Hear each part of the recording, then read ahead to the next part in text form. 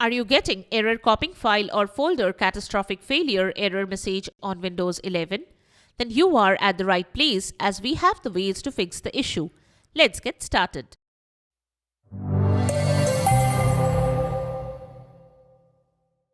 This is the Windows Club. When creating a new folder or copying file or folder on your Windows device or on an external drive attached to your system, if you get an error prompt with the message error copying file or folder catastrophic failure, then this video can help you to fix the issue. Let's get started. How to fix error copying file or folder catastrophic failure in Windows 11. Before you try out the solutions shown here, you can restart your PC following this guide. Then check that the disk is not write protected following this link. Next, you should check for updates following this link. If you started experiencing the issue after a recent Windows update, you can perform system restore or uninstall the update. Then, run SFC scan and optimize drive following this link.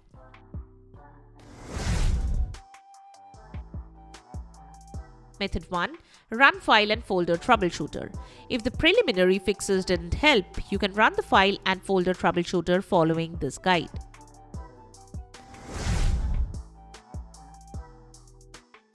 Method 2. Assign full control permission to the file or folder. Next, you can assign full control permission to the file or folder that's throwing the error following this guide. Method 3. Clear temp files. The next thing you can do is free up disk space by clearing temporary files following this guide.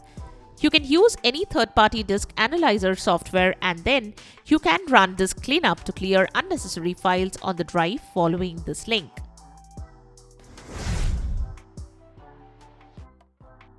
Method 4. Format destination drive to exFAT or NTFS. The error can also occur when you try to copy an item larger than 4 GB to a partition with the FAT32 file system, as you can easily copy up to 2 TB to a FAT32 drive, but the caveat is an individual file that cannot exceed 4 GB. If this is the case, you can either compress the file following this guide using any free file compression and extraction software.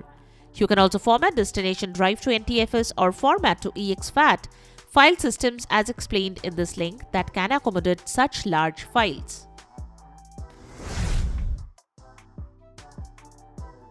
Method 5. Create a new user account.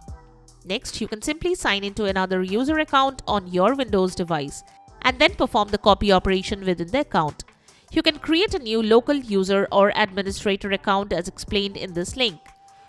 So that's it. Subscribe to the Windows Club for all your tech solutions related to Windows. Thanks for watching.